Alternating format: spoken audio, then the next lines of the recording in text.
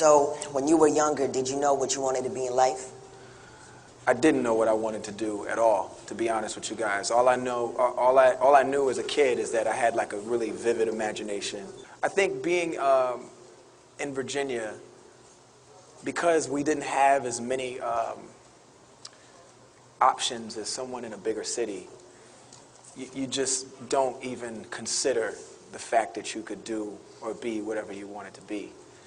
And that to me, that's the flaw in the system, because somehow our teachers were telling us that we could be anything we wanted to be, but it didn't resonate with me at all. I never, it's like that goes in one ear and out the other. It's like, you don't even consider it to like blow it off. It just in one ear and out the other. So I just remember always being curious, and so that's what kept me on the path of just sort of exploring, the arts, as in music and visual arts. Yeah. You need to first figure what you really, really, really want to do. Do you want to do it because you've seen someone on TV look like they're having a lot of fun? Because I could really honestly give you just my last week and how I've, out of, a week's worth of hours, I'm sure there's some sick mathematicians in here, I probably only slept maybe 15. What's 15?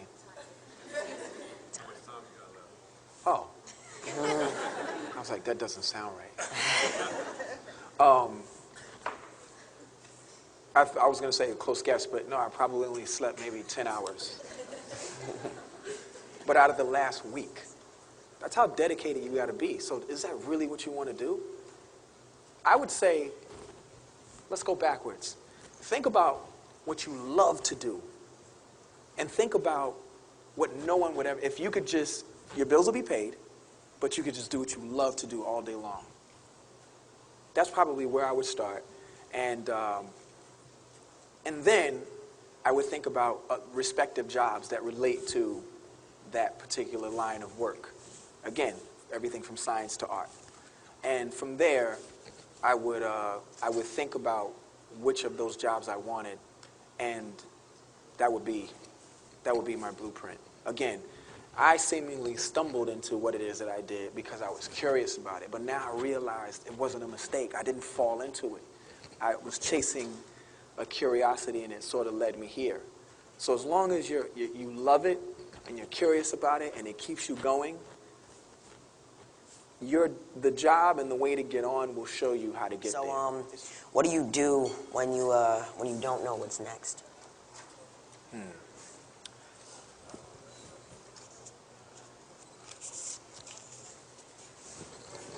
I think I spend 50% of my time, again, just exploring different things, to just do it because it piques my interest.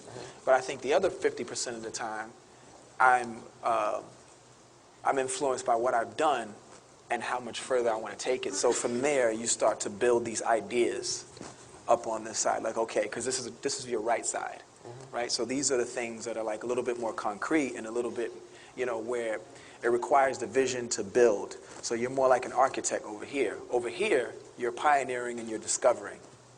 So what advice would you give to a kid who comes from nothing?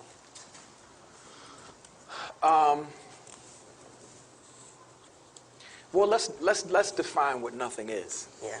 When you say that you come from nothing, you're saying I come from nothing. Like nothing. Do you know what nothing is? Nothing is a void. Nothing is deep space with no stars. Nothing is. It's not possible for you to exist in nothing. So there's no such thing as nothing. It's all relative. So when you say, I was just explaining this to an old friend the other day who was saying, I have it so hard, it's so tough, and it's so crazy, and, I don't have anything. Well, sure you do.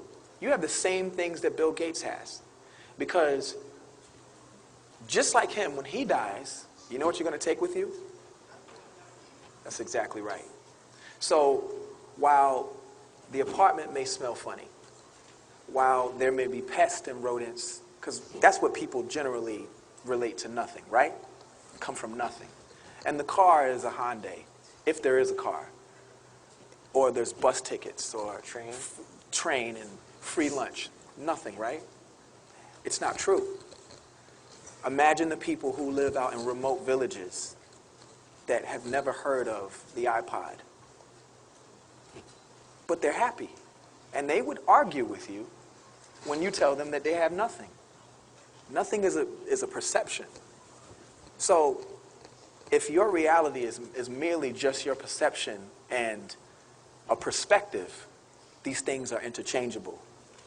So first, you need to, when you say you come from nothing, you should probably reevaluate that and think about it. Because if you're not cancer-stricken and you don't have AIDS and you have your legs and your fingers, I'd say you have a bigger chance as you have a huge advantage over people who are amputees who are really doing good in life, and people who have had AIDS for 10 years who are really succeeding, and people who have cancer that are fighting every day, but still they are working at the things that they love to do in life. I would say you have a little bit more than what you thought was nothing. Well, I remember being in high school for 20,000 kajillion years.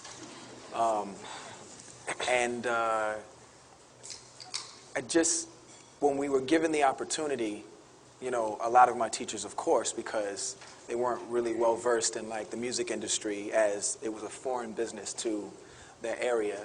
They're like, well, you know, make sure you get your education, and that they were right about. But they went a little bit beyond that. It went more toward the side of, and besides, you know, that only lasts for this long or that long, and I'm up here talking to you guys right now, so it just goes to show you what curiosity can do for the individual. If you're curious, you'll keep chasing it. That's why, you know, the mantra for Kidult is feed your curiosity. Yeah. No one can really measure your curiosity. That's where you win, because your curiosity can be so huge and so expansive, whereas aptitude is measured. And if it's measured, then there are parameters, so it's being boxed in. But this test can never tell me what I can do or be in the world, because I didn't take my SATs. So, and I'm not proud of that. I just want you to know, because if I can do everything that I've done with what I have, you guys are the future deciders. You are going to change the world, because look what I can do with just a high school education and a diploma. What should you tell yourself when you failed at something or something didn't, you know, go the way you thought it would?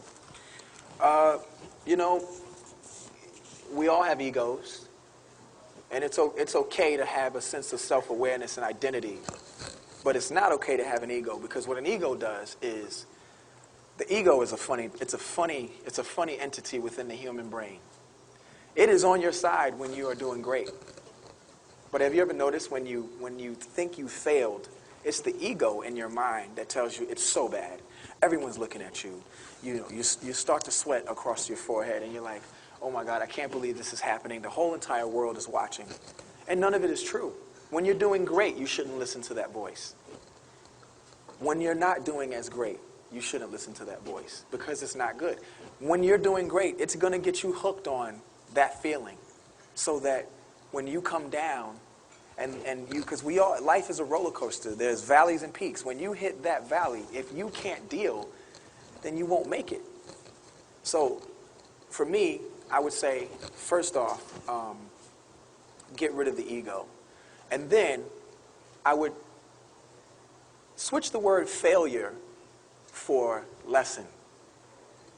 It's like we've put together, well, not we, actually, Mimi Valdez and her team have put together this conference. And this is our first attempt, but we couldn't help but get you guys in the room, because we didn't want to waste any more time. We got like 500 kids here that are going to go out and make a huge difference as soon as they leave this place, hopefully. But you know what? We took a risk because there are cracks and there are holes. And that's not failure. It's useful information for the future. All successful corporations do that. It's called R&D. So you don't have failures. You have research and development. So you just have to change your perspective. There's no such thing as a failure.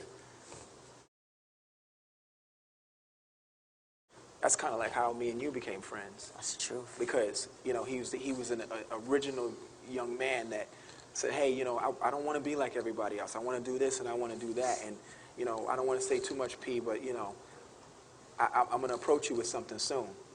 Who knew what it would turn out to be? And I mean, you guys see who he is now. I think that is mainstream success. Being who you are. Because let me tell you, the weirdest thing to me is Me Too's. That's why I made the record. That's me too. You know, I know, yeah, me too. That's what everyone, you know, it's like, oh, you got those? Me too. I think that is the weirdest thing in the world.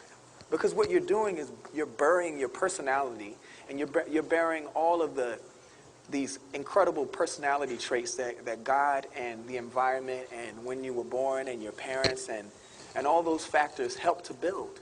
You're ignoring these things. That's like a diamond asking to be cubic zirconia because that's what's in.